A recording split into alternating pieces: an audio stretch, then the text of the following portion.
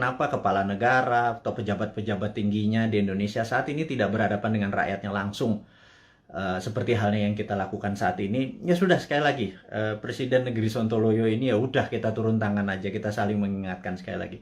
Dan tujuannya ini adalah kita semua memerlukan guidance, termasuk saya. Kita memerlukan arah, kita memerlukan visi misi yang sama.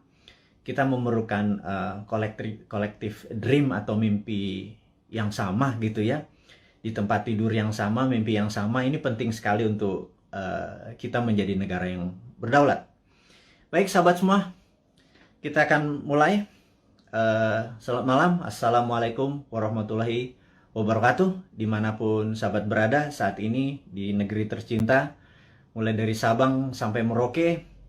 Kita selama beberapa saat ke depan kita akan memberikan banyak informasi-informasi yang mungkin sahabat butuhkan, begitu juga saya gitu ya.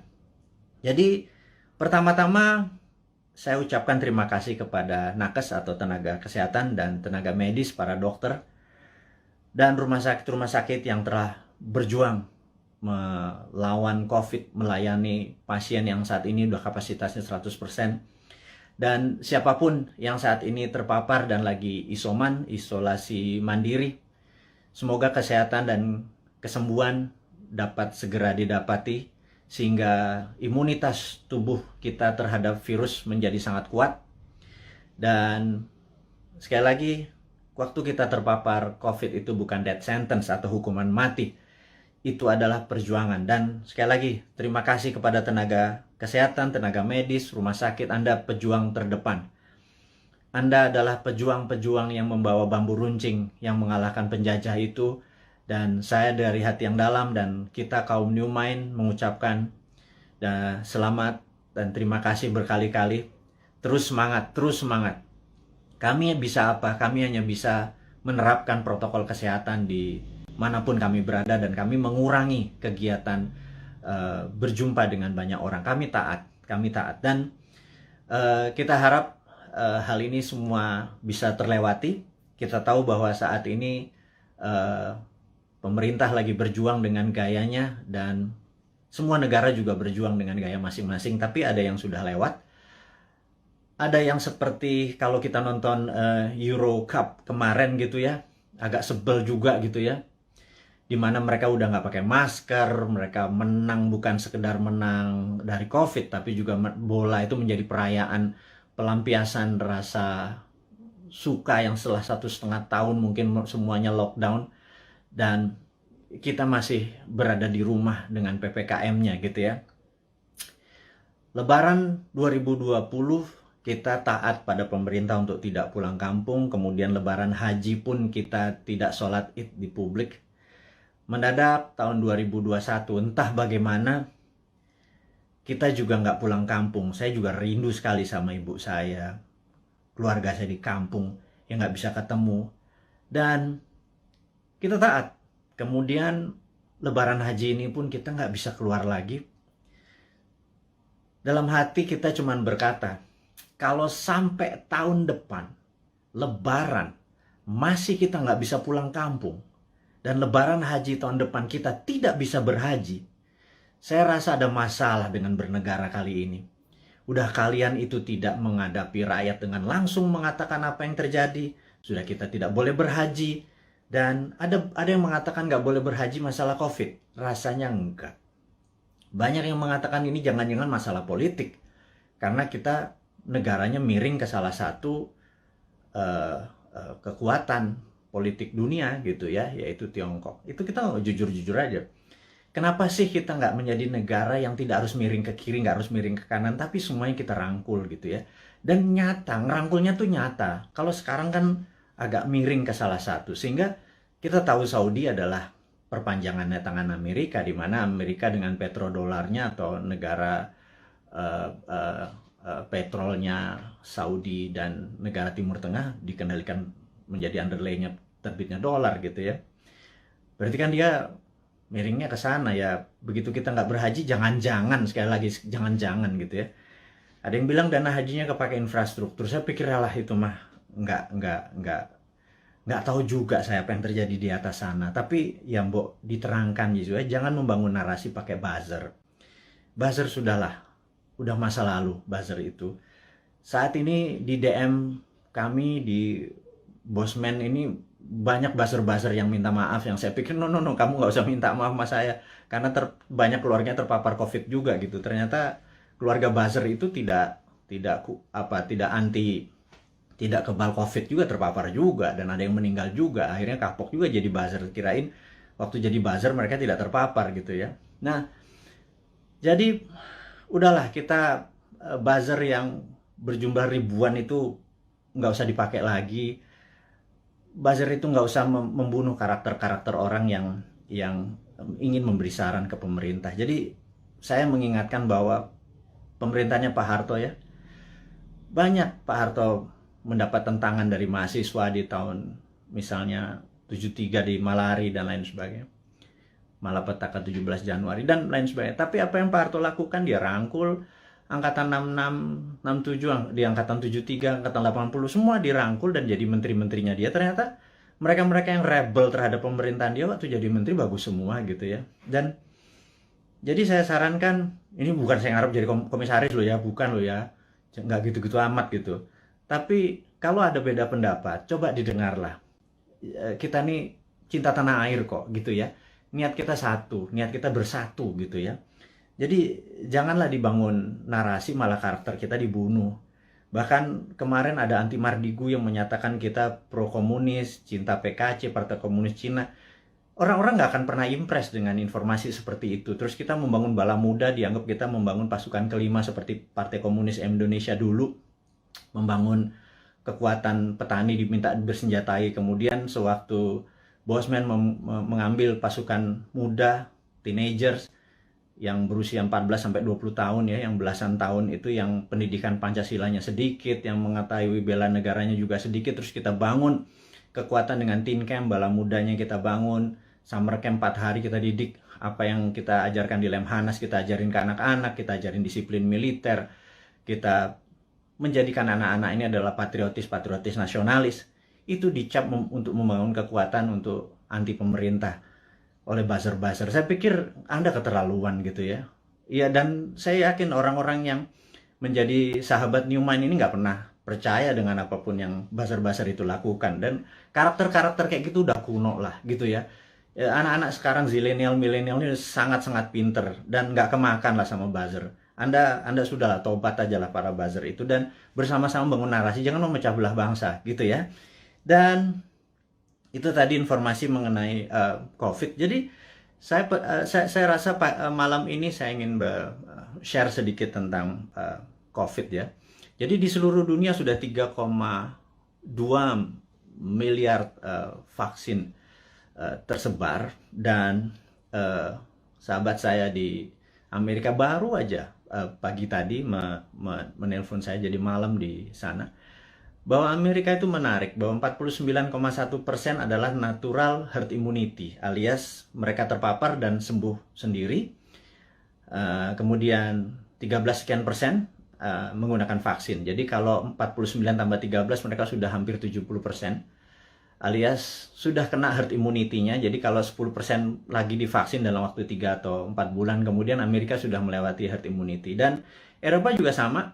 Saya pernah menceritakan di video narasi bahwa pemerintah Belanda menyatakan menggunakan herd immunity, jadi benar-benar dilepas warganya, dikasih vitamin, dan sistem rumah sakit dikuatin dan dilindungi mereka-mereka yang rentan, ada komorbid dan usia tua. Dan terbukti bahwa sekarang negara-negara Eropa bahwa 40% menggunakan natural herd immunity, yang 20-30% pakai vaksin. Jadi vaksin minoritas, mayoritas adalah menggunakan herd immunity. Indonesia saat ini mungkin yang herd immunity berdasarkan data di bawah 10% yang terpapar dan sembuh, yang tanpa gejala dan lain sebagainya. Kemudian yang kita baru berapa persen ya, dengan kecepatan 250.000 suntik per hari, 3 tahun lagi kita mendapatkan herd immunity itu mungkin sekarang baru 20-25% yang sudah dikatakan kebal gitu ya. Jadi mencapai 70%, 80% pencapaian ini masih cukup lama. Jadi saya pikir kita ada ya sekali lagi bukan salah bernegara lah. Keputusan kemarin tidak tepat, tetapi jangan sampai sekali lagi tahun depan menjadi tidak tepat. Kita udah 4 kali minus loh, kuartal 4 kali minus growth ekonominya 4 kuartal. Itu sebenarnya berat nanti ya. Sekarang kita bicara COVID dulu. Jadi Tiongkok saat ini sudah mencapai 70% juga imunitasnya, dan mereka mengatakan mereka pakai vaksin. Tapi sekali lagi, data dari Tiongkok saya nggak pernah percaya utuh, karena negara komunis itu memiliki propaganda. Malah feeling saya sekali lagi, rasanya Tiongkok menggunakan herd immunity juga, alias 40% dari populasi menggunakan natural herd immunity. Mereka terpapar dan mereka sembuh, dikasih vitamin dan dikasih sarana kesehatan. Yang 30% atau 40% baru pakai vaksin, sisanya vaksinnya diekspor ke luar negeri. Jadi jangan-jangan Tiongkok sendiri pakai herd immunity natural gitu ya, dan sementara kita pakai herd immunity vaksin gitu ya. Semuanya benar. Saya tidak anti vaksin, saya sangat mendukung vaksin. Vaksin terbukti mengurangi tingkat fatality atau tingkat kematian. Jadi divaksin itu penting, tetapi lebih penting lagi kalau herd immunity natural, kekuatannya natural alami gitu ya. Nah, vitaminnya multivitamin biasa, B kompleks, B12, vitamin C, vitamin D plus matahari, olahraga, makan sehat dan lain sebagainya. Itu adalah basic untuk meningkatkan imunitas, dan kemudian mineral-mineral dan lain sebagainya. Itu basic sekali dan semua dunia juga tahu, sehingga yang terjadi di negara Tiongkok adalah mereka-mereka yang natural herd immunity-nya. Dan ini ada yang menarik, sampai ada sebuah statement dari Anda kalau suka nonton, denger ya. Jadi kalau IG itu kan tempat pamer, jadi ada pamer kekayaan, pamer perjalanan dipamer-pamerin. Kemudian kalau di TikTok itu beda, generasi TikTok sama generasi IG beda. Kalau di TikTok itu Anda harus sombong gitu. Kalau IG begitu sombong Anda diledekin. Kalau di TikTok Anda harus sombong. Anda di rumahnya punya lift, bilang wah gila, rumahnya dia ada lift gitu. Dan nggak ada, bagi anak TikTok tuh biasa aja. Anak TikTok adalah anak zilenial, anak IG adalah anak milenial. Dan mereka ini adalah orang-orang yang well informed atau terinform bagus dengan dunia digital. Dan jadi sekali lagi kembali ke masalah COVID. Jadi Indonesia memilih menggunakan vaksin gitu ya, sementara negara-negara Eropa menggunakan natural herd immunity. Oke, nggak apa-apa. Yang penting sekarang kita adalah menjadi negara yang harus terbebas dan menang dari COVID.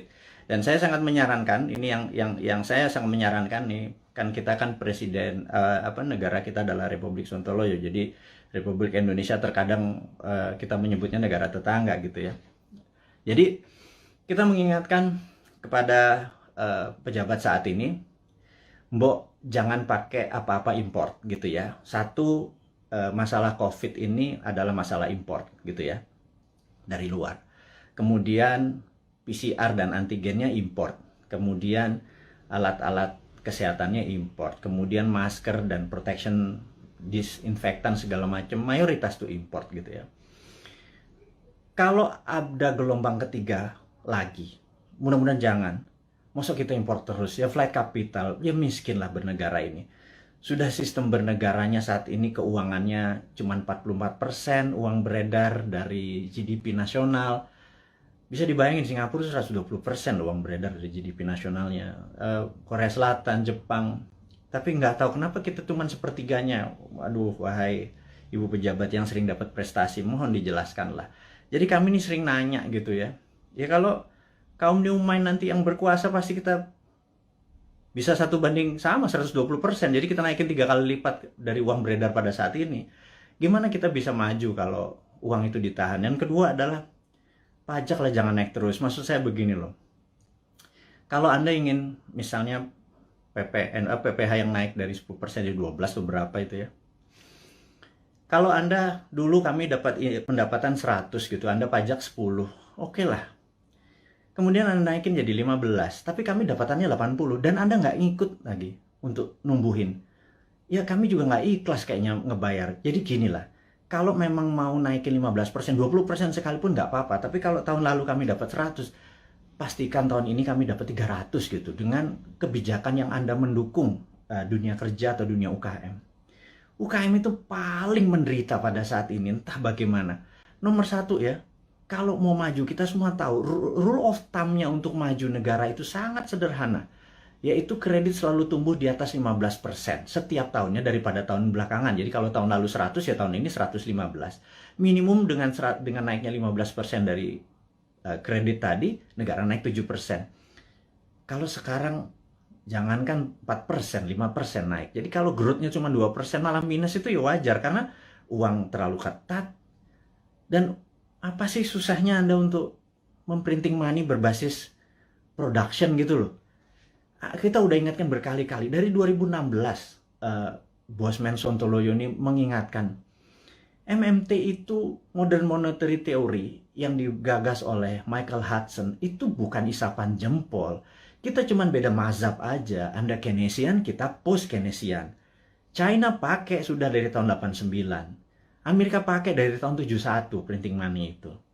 Terus negara Eropa, negara Jerman pakai semua. Ini untuk menyelesaikan masalah COVID ini ya, Tiongkok pun melakukan printing money saat ini. Dan kok kita malah minjem sih? Aduh, gimana sih? 6.500 triliun loh. Itu bunganya aja udah hampir 3.300 triliun. 300 triliun kalau buat beli obat itu selesai masalahnya, gratis semua, PCR gratis, antigen gratis. Kalau PCR-nya bayar, antigennya bayar, gimana kita mau travel? Terus udah kayak gitu, dengan PPKM kita ini udah taat sama ininya, tapi semuanya bayar gitu ya. Vitamin bayar gitu ya. Terus pajak bayar, terus kita pokok nggak pernah kebayar, negara sibuk bayarin utang, terus nambah utang. Aduh, ini mau mulai dari mana? Kita nih bertanya. Jadi sekali lagi, sahabat semua, kaum New Mind, kita ingin ke depan kita menjadi negara berdaulat. Jadi hari ini yang mau diinformasikan adalah gimana caranya kita di tahun 2045 Indonesia adalah negara superpower. Udah ya, itu adalah tema hari ini. Kenapa kita bilang ada yang penting dari Bosman hari ini mau mengumumkan sesuatu. Yaitu kita ingin tahun 2045 pada saat Indonesia 100 tahun, Indonesia Emas, Indonesia menjadi negara superpower, bukan sekedar negara kaya lagi. Negara superpower. Kita nggak bisa tumbuh hanya 5% atau 7% seperti janji-janji kemarin di dalam kampanye. Nggak bisa. Kita tumbuh harus lebih powerful dari angka-angka itu. Terus bagaimana membuat ini berdaulat gitu ya? Oke, sahabat semua. Saya ada beberapa informasi sebelum kita masuk ke topik ke sana, bahwa kita tahu saat ini negara-negara sudah kena herd immunity-nya dan kita masih belum. Dan penting untuk kita memberi informasi adalah begini. Sahabat, saya mengingatkan kita masuk ke topik berikutnya setelah tadi ini masuk. Jadi beberapa kali kita kalau naikin informasi di IG, toto bisa hilang gitu ya. Kemudian di sosmed yang lain seperti YouTube, channel kita sering di warning, sering diperingati dan hilang. Di Facebook, jadi kita udah berapa kali hilang, terus 7 kali kita diperingati Facebook, IG, Twitter kita hilang, terus YouTube kita pernah hilang gitu ya. Dan ternyata saya baru memahami setelah algoritma teman-teman melihat dan dilaporkan, ternyata cara menghilangkannya gampang. Begitu mereka tidak ingin video atau tulisan segala macam itu, sekelompok buzzer adalah menginformasikan, melaporkan bahwa ada unsur porno, ada unsur dan lain sebagainya, sehingga pemilik sosial media yang tidak bisa berbahasa Indonesia itu pokoknya dapat laporan, terus mereka kasih peringatan kita gitu ya. Agaknya ide-ide kita ini sudah mulai menakutkan baik globalis di internasional ataupun pemikiran bernegara. Padahal kita tidak berniat untuk revolusi, berkudeta. Kita ingin negara kita utuh dan kita ingin negara kita menjadi negara berdaulat di 2045. Kita tidak tergantung pada negara asing gitu ya. Yang kita tanyakan misalnya pada saat kita taat tapi TKA asing masuk. Anda datang deh jam 12 malam, jam 2 malam ke Soekarno-Hatta ya, pakai masker ya, sama disinfektan. Anda bisa lihat ada 300 orang, 500 orang, terus mereka nggak ada karantina. Pertanyaan sederhana, kenapa nggak dikarantina sih? Gitu aja. Segitu kuatnya pendukung mereka-mereka ini, yang saya nggak tahu pejabatnya mungkin sakti sekali gitu ya.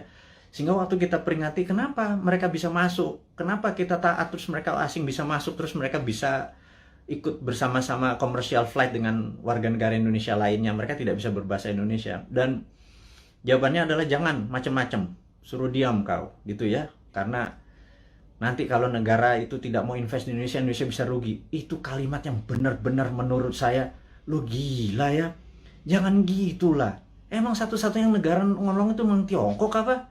Segitu taatnya gitu? Enggak gitulah. Jangan berkata begitu. Kita bukan anak-anak lah. Berbicara yang lebih elegan sedikit, dengan data, dengan santun. Jangan membentak, jangan menghardik gitu ya. Kita bertanya juga baik-baik, ya kasih jawaban aja gitu ya, bahwa nanti kita urus, kasih yang manis lah gitu. Kita udah capek saling bentak, saling curiga gitu, udah capek gitu. Bernegara elegan sedikit, statement lah, jadi negarawan lah. Jangan jadi pedagang, mau ada cuan, ada untung segala macam gitu ya. Ya lu untung, gua kagak gitu ya, apalagi rakyat gitu ya. Itu kami bertanya gitu ya, kami dapat apa? Udah asetnya hilang, tanah air kita hilang, diambil barangnya, kita cuma dapat apa? Dapat pajak gitu. Buktinya kita tetap dipajakin tuh. Terus apa? Dari apa untungnya gitu ya? Terangin aja, ini untungnya segini. Kalau kita yang tahu adalah aset kita hilang, nikel kita gone, digantikan dengan apa gitu. 20 tahun lagi, Anda ingat, saya pernah ke Nauru. Nauru itu negara menarik. Dulu dia penghasil P2O5 atau fosfat. Wah, kayanya bukan main.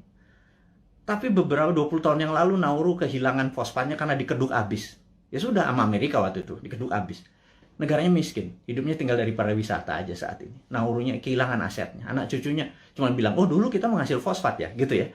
Jangan sampai anak cucu kita bilang, Eyang, dulu Indonesia menghasil nikel ya? Nikelnya di mana ya? Tahu. Kita dapat apa waktu nikel itu dijual? Nggak dapat apa-apa. Kita dapat virus, gitu ya. Hal itu kan susah kalau kita dijawab sama cucu cicit kita bertanya hal-hal seperti begitu, gitu. Jadi kita tanya balik, kalau memang hanya didapat nikel itu kalau bisa, atau produk-produk alam itu, sumber daya alam, kalau kita percaya MMT, Modern Monetary Theory, maka sumber daya alam itu bukan sebagai alat komoditi atau alat dagang, tetapi sebagai alat tawar. Jadi keuntungannya itu bukan hanya dari jualan, tetapi ada benefit lagi. Jadi di atas financial benefit, sekali lagi, di atas Anda para pejabat sekarang tuh apa-apa kan financial benefit. Kita dapat untung, dapat untung. Selalu untung dan cuan gitu ya. Cara bernegara segitu kesannya kayak anak TK gitu ya. Karena kalau cara bernegara di atas keuntungan materi itu ada namanya humanitarian benefit, keuntungan atas nama kemanusiaan. Terus ada namanya nasionalis, keuntungan untuk negara gitu ya. Bukan hanya keuntungan sekedar dari pajak, dari dagang, dari selisih jual beli gitu ya. Tapi humanitarian, atas kemanusiaannya. Anak cucu kita masih benefit gitu ya. Nah, kalau kita pakai SWF, Sovereign Wealth Fund, itu asetnya masih di situ. Nikel kita masih di situ. Nah, kita mendapatkan funding dari situ untuk membangun sektor yang lain. Jadi, dana yang masuk itu untuk membangun apa? Kok kita masih ngutang? Saya bingung sekali, BUMN rugi, kita masih ngutang, aset kita hilang. Kami hanya bertanya loh ya, ini bukan ngomong terus yang dihardik lagi gitu ya. Ini hanya bertanya. Kami ini gelisah, Pak. Kami ini ingin menjadi negara berdaulat, dan kami ingin terbukalah. Karena itu, karena kalian tidak berbicara selama PPKM ini, ya sudahlah. Kami aja lah yang muda-muda ini, yang punya ide new mind ini yang berbicara. Terus oposisi juga nggak bicara juga. Kalaupun mereka bicara juga nggak ada solusinya. Beda kalau new mind itu selain berbicara, mengkritik, ada solusi-solusinya. Itulah membuktikan bahwa kita ini NKRI garis lucu. Bukan garis lurus lagi gitu. Di atas lurus itu lucu gitu ya. Karena semuanya jadi seru, jadi lucu, jadi fun gitu. Baik. Jadi mengingat video-video kita, informasi-informasi kita tuh sering ada caranya untuk tidak bisa beredar gitu ya. Jadi toto di atas 21 tahun, sehingga untuk video ini ditonton harus masukin password, harus masukin identitas yang lain sehingga tidak beredar kencang. Jadi gini deh, sahabat semua, saya dengan ini menyatakan Anda boleh upload seluruh video Bosman. masuk ke video Anda, masuk ke YouTube channel Anda, masuk ke sosial media Anda. Kalau Anda dapat AdSense, dapat uang dari iklan yang masuk, ambillah semua itu untuk Anda. Saya tahu ada sekarang ini udah puluhan saat ini yang menggunakan video-video Bosman masuk ke video mereka. Nggak masalah. Jadi bukannya kita bilang, lu pakai nama gue, pakai produk gue. Nggak ada. Karena di sini bukan uang yang kita harapkan dari kepentingan-kepentingan video-video tadi. Video tadi adalah untuk kesadaran bernegara. Jadi saat ini video Bosman hanya ditonton 1 juta viewer per hari. Dengan Anda, sahabat semua, ada 9.000 saat ini. Kalau Anda share atau upload satu aja, apalagi semuanya ya, ada 600, sudah hampir 600 itu. Dan Anda dapat financial benefit. Saya tahu, banyak sekali ada yang pernah lapor ke saya, terima kasih Pak, saya dapat 17 juta komisi fee dari AdSense YouTube bulan ini, dari video-video Bapak. Saya bilang, ambil lah, saya bilang kayak gitu. Itu Anda semua bisa benefit dari itu semua. Tapi poinnya adalah, jika suatu hari YouTube channelnya Bosman dan itu Bosman di drop atau di block atau di take down atau diapain lah, terserah. Misi-misi kita tetap tercapai. Sekali lagi, ini bukan masalah uang. Ini adalah masalah bagaimana mengedukasi supaya tahun 2024, pada saat Old Mind ini sudah di masa ujung pemerintahannya, kita bisa, ide kita diterima. Bosman bukan mau jadi presiden, gue mau jadi Lord. Jadi nggak ada cita-cita untuk, yang penting idenya. Ganti semua ide tua itu semua. Masuk kalau si A yang jadi tetap pakai IMF, si B yang jadi tetap pakai obornya Cina. Coba aja lihat sekarang yang di etalase di 2024. Semuanya pasti begitu jadi. Tanya deh, begitu jadi, pasti pakai itu lagi. Bernegaranya taat sama Amerika lagi, takut sama Tiongkok lagi gitu ya.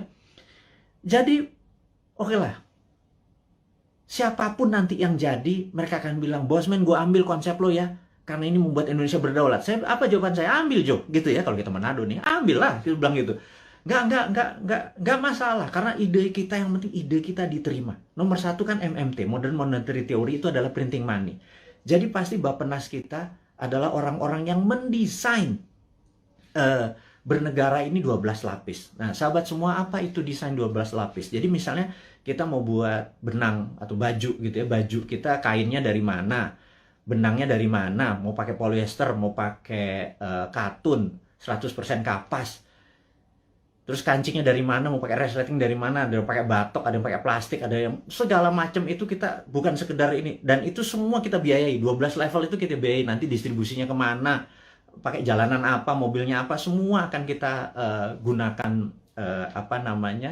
produk-produk lokal. Dan itu pakai printing money. Jadi printing money itu tidak bisa jalan sebelum project itu dihitung cost accountingnya, ya. Jadi John Bollard ini punya tulisan menarik, namanya Economic at War. Itu bukunya. Saya ini penggila buku, jadi hari ini kita baca tentang Economic at War. Jadi di tahun 45, pada saat sebelum perang, di tahun 36 sampai 39, pada saat Amerika dan sekutu Amerika, terutama Amerika dulu belum powerful sekali. Jadi negara-negara Eropa itu minta Amerika masuk. Terus apa yang dilakukan adalah mereka minta John Maynard Keynes, ada banyak sekali ilmuwan-ilmuwan, tokoh-tokoh ekonom di masa itu disuruh menghitung cost accounting.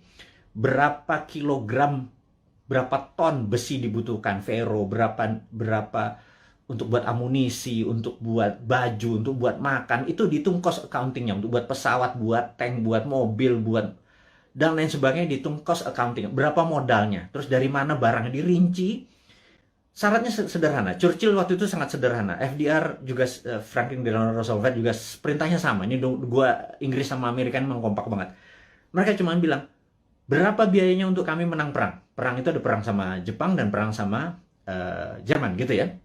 Mereka menghitung totalnya sekian billion dolar. Itu angka dari langit, billion dolar. Begitu mereka printing money, udah. Underlay-nya adalah alat-alat perang tadi gitu ya. Ada inflasi? Nggak ada gitu ya. Makanya saya bilang printing money kok ada inflasi. Saya bilang, lu sekolah di mana sih? Segitu takutnya sama printing money gitu ya. Printing money itu ditakuti kalau tidak ada production yang dibuat gitu ya. Tapi kalau, nah, bukunya baca, namanya The Economic at War. Jadi The Economist at War. Jadi orang-orang memenangkan perang tuh ekonom yang memenangkannya gitu ya. Nah, jadi sama, kita nanti akan sama juga. Kita akan membuat menghitung cost accountingnya, Kemudian kita akan printing money dan UKM kita langsung jalan ini jalan. Karena kita mau tahun 2024 itu kita menjadi negara berdaulat gitu ya. 2045 kita akan menjadi, dan mulainya dari 2024 karena sekarang kayaknya udah nggak kasihan sekarang ngurusin COVID, terus ngurusin apa Tiongkok ya udahlah, itu mereka terlalu repot dengan urusan gitu. Nggak mungkin lah bisa menjadi negara berdaulat. Kita cuma ngingetin sekali lagi. Jadi kita harapkan konsep kita ini diterima oleh siapapun yang nanti mau running 2024, konsep kita ini. Jadi kalau Anda bayangin ber-9.000 kita upload masuk, Anda buat, kalau nggak punya YouTube channel, Anda buat YouTube channel atau YouTube channel Anda sendiri. Anda tinggal ambil tulis kita, terus kasih judul-judul yang jangan terlalu negatif atau terlalu clickbait gitu ya. Kasih yang educate, kasih yang fun, kasih yang lucu dan lain sebagainya, sehingga ribuan atau jutaan orang. Saat ini ada 180.000 orang yang ada di internet, ada 180 juta. Jadi saya harapkan teman-teman bisa memanfaatkan. Kalau Anda dapat 1 juta per hari, Anda bisa hampir 100 juta itu dari AdSense-nya dari YouTube gitu ya. Pakai aja video-video kita ini untuk di re-upload, di reshare, dan pakai akun-akun Anda sendiri. Perbanyak itu semua informasi-informasi itu. Anda boleh mengganti thumbnail-nya, mengganti footage-nya. Yang penting voice-nya jangan dipotong. Narasinya gunakan tulisan agar orang menjadi lebih paham gitu ya. Ini tujuannya bukan untuk memecah belah bangsa, ini tujuannya untuk membuat kita negara berdaulat. Dan cara cerdas bernegara ini sudah hampir 600 video. Sebarkanlah gitu ya. Kemudian sahabat semua, kita saat ini ya tadi ada informasinya adalah untuk re-upload. Anda sangat diizinkan menggunakan nama Anda video-video Bosman. Saya harapkan ada 9.000 sahabat ini punya 9.000 akun yang masing-masing taruh semua videonya Bosman, dan Anda dapat faedah yang sama. Sekali lagi, kita baru mencapai mungkin 1% dari populasi. Bayangin dari 180 juta orang yang punya akun di sosial media atau internet, menggunakan internet ini, baru 1 juta yang kita capai. Masih kecil sekali. Gimana cara 100 juta bisa menonton video ini? Dan kalau 100 juta bisa menonton video ini melalui Anda punya channel, ya Anda yang dapat duitnya loh. Bicara itu aja dulu. Di masa pandemi seperti begini, susah bergerak, ya udahlah. YouTube channelnya Anda aktifkan gitu ya. Mudah-mudahan jadi faedah ini bersama. Dan saya mengingatkan bahwa saat ini kita tahu bahwa kita berperang, dunia saat ini berperang. Contohnya lagi. Bisa dibayangkan bahwa di dunia yang Perang Dunia Pertama, yaitu tahun 1914 sampai 1918, 4 tahun. Itu Perang Dunia 1. Kemudian Perang Dunia Kedua 40 sampai 45, 5 tahun. Dan kita tahu 2016 waktu Trump menyatakan menjadi presiden, 2017 Trump declare war ke Tiongkok. Tapi bukan world war, bukan perang dunia, tetapi adalah economic warfare dengan salah satu strateginya menggunakan trade war, perang dagang. Itu terjadi, dan begitu itu terjadi maka di tahun 2017 sahabat semua ingat, kita mengingatkan dengan waktu itu belum pakai YouTube. Di 2019 kita mengingatkan bahwa everything start with the economic warfare, diakhiri dengan military war gitu ya. Dan di tahun 2020 untuk menjatuhkan Trump, globalis dan Demokrat Amerika menggunakan tool yang namanya biological warfare, yang namanya COVID, untuk menyerang Amerika. Dan pada saat itu yang disarankan oleh mereka menggunakan masker, tapi Trump punya analisa sendiri bahwa kalau peristiwa dari Spanish flu itu ada 3 gelombang. Jadi gelombang pertama tertinggi, kedua agak rendah, ketiga terendah. Tapi virus pertama itu paling lemah, kemudian agak kuat, terakhir yang paling kuat gitu ya. Nah, jadi pada saat terlemah ini semua orang terpapar aja supaya tingkat herd immunity-nya tercapai. Dan yang terjadi oleh Trump dilakukan adalah dibebasin aja, toh mereka punya operating sistem dari kesehatannya terbaik di dunia. Dan ternyata terbukti sekarang 49%, 49,1% di Amerika menggunakan herd immunity natural. Dan ini adalah, ya tapi sekali lagi Trump kalah dengan 4 negara bagian yang dalam tanda petik dicurangin katanya. Tapi itu negara Amerika, bukan negara kita. Tapi dia adalah salah satu polisi dunia yang berkepanjangan. Ternyata Biden ini mengambil konsepnya Trump untuk masih berperang juga dengan Tiongkok. Jadi, dan itu adalah perang dunia negara. Kita nggak ikut-ikutan. Tetapi kita di dunia ini perang dengan makhluk yang tidak kelihatan yang namanya virus corona atau COVID gitu ya. Jadi begitu dunia saat ini menjadi satu rasa dan perang bersama, inilah yang menarik. Bahwa kita harusnya sudah menggunakan war mode atau economicnya at war. Jadi ekonomi itu ada 3, economic at normal condition, economic at crisis, dan economic at war. Jadi harusnya bernegara itu pakai economic at war. Sayangnya sekali lagi mereka nggak paham saat ini, old mind yang berkuasa ini nggak paham bahwa ekonomi at war tuh gimana ya gitu ya. Sekali lagi, aduh, itu kadang-kadang kita mengelus dada gitu ya, kok ya beda lagi strateginya, ya nggak pakai ngutang jelasnya gitu ya. Harus berdikari, berdiri di atas kaki sendiri, every country for their own, negara ngurusin sendiri. Jadi begitu kita masuk perang dunia, yaitu 2020 kemarin, 2021 saat ini kita masih dalam keadaan perang, dan WHO serta World Bank sudah mengumumkan bahwa perang ini diperkirakan berakhir tahun 2025. Jadi perang ini masih panjang, sahabat semua. Perang ini kan perang besar itu kan ada battle perang, pertempuran kecil gitu ya. Ini masih banyak di Jawa sekarang, di Bali itu masih ada pertempuran kecil. Dan kita harus memenangkan pertempuran itu untuk memenangkan peperangan. Jadi bayangin kalau kita baru selesai tahun 2025. Jadi baru sebagian yang tahun 2022 lepas sebagian, 2023 lepas sebagian, dan lain sebagainya. Nah, kalau melihat kayak gini mood-nya atau apa ya, cara bernegara saat ini tidak juga memahami ini World War III, perang dunia ketiga, karena perang benar, semua negara perang kok masih nggak declare juga sebagai perang dunia. Ini akan berbahaya bernegaranya. Jadi ya udah, kita sebagai kaum Sontoloyo mengingatkan kaum New Mind ini, Presiden Republik Sontoloyo mengingatkan kaum New Mind, sahabat semua, ini adalah war mode gitu ya. Sahabat semua, ini adalah World War III. Sahabat semua, kita harus kompak. Sahabat semua, kita harus membangun kekuatan bersama gitu ya. Sahabat semua, kita nggak usah bergantung pada negara lain. Kita bergantung pada kekuatan tanah air sendiri. Nah, gimana cara bergantung pada tanah air sendiri nih? Nah, ini informasi berikutnya mau diumumkan. Jadi sahabat semua, kalau Anda punya UKM, sekali lagi, Anda punya UKM, Anda perlu dana.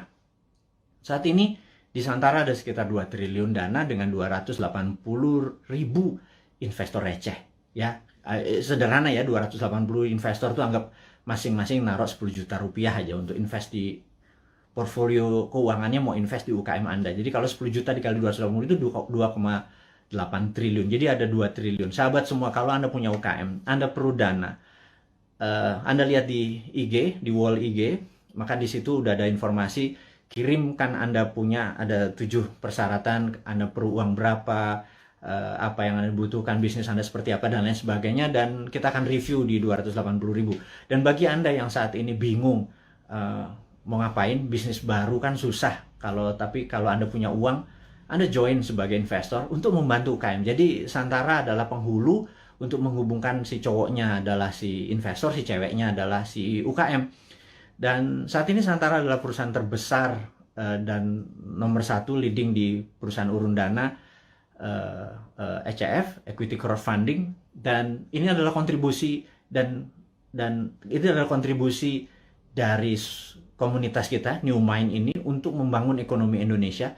Itu base-nya MMT kita kan pro pada UKM, pro pada bottom of pyramid. Jadi bukan yang piramid di atas, kita pro pada bottom of pyramid. Ini membuktikan bahwa kita bukan cuma konsep doang. Beginilah cara kita bergandengan tangan. Jadi tadi ya, nomor 1 kita re-upload, kemudian re-share apa yang kita punya informasi. Kedua adalah yuk gandengan tangan untuk membangun UKM. Karena UKM ini yang kuat terhadap masalah krisis ekonomi. Inilah yang membuat Indonesia nanti take off di 2045 adalah kekuatan UKM yang 40-50 juta itu. Tapi UKM itu mungkin kita bagi 3, ada kecil, mikro, kecil, dan menengah. Saat ini mungkin kita yang menengah dulu ya, ngapunten. Jadi kita belum bisa menolong yang mikro gitu ya, yang juga yang kecil gitu. Kita yang menengah dulu. Pelan-pelan. Tangan cuma 2. Organisasi kita masih muda gitu ya, baru 3 tahun. Tapi sahabat semualah yang bisa membuat kita bisa menolong menengah, kecil, dan nanti yang ke mikronya gitu ya. Makanya yuk gandengan tangan kita invest di UKM. Nah, kemudian ada lagi yang kami mau umumkan sekali lagi, teman-teman, bagi mereka yang saat ini ada kondisinya kita tahu nggak stabil ke depannya, tidak ada yang terbaik daripada uang Anda ditaruh di gold atau di emas gitu ya. Jadi daripada, dan emas itu kalau pakai fisik kan bisa bermasalah. Sebentar lagi Dinaran akan menerbitkan ATM Gold. Jadi Anda bisa buka rekening, beli emasnya. Anda bisa ambil kapan saja karena ATM Gold ini kita akan ada di kantor kita, kemudian akan ada di semua mall di Jakarta dulu, dan habis itu nanti ada di semua lokasi. Kita ingin lakukan itu segera. Jadi ini semua adalah untuk bakti kita, gimana caranya kita bergandengan tangan ke depan untuk menjadi negara yang powerful. Sahabat semua, sekali lagi saya mau mereview apa yang kita dapat hari ini adalah negara dalam keadaan perang, dunia dalam keadaan perang. Saya sarankan Anda untuk melakukan hal yang sangat penting yang namanya survival mode. Anda harus survive, Anda harus sehat, Anda harus semangat, Anda terus bersatu, Anda terus berjuang mengalahkan masalah ekonomi, masalah kesehatan. Kita bergandengan tangan, kurangi gerak. Jadi pada saat Anda ada masalah dengan keuangan, yuk kita bergandengan tangan dengan Santara. Yuk nabung di Dinaran. Dan jangan banyak gerak dulu. Sabar. Jadi kita momen ini adalah segalanya. Jadi survival mode. Jadi saat ini ikuti aturan pemerintah untuk PPKM. Stay healthy. Teman-teman semua, di akhir informasi hari ini kita ucapkan sehat selalu, semangat selalu, bersatu selalu. Gunakan seluruh kekuatan Anda untuk membangun Indonesia, terus berprasangka baik, terus kompak, dan percayalah Indonesia akan menjadi negara berdaulat di tahun 2024 mulainya, dan di 2045 Indonesia akan menjadi negara superpower. Dari saya, selamat menikmati hari Minggu. Sukses buat Anda semua. Wassalamualaikum warahmatullahi wabarakatuh.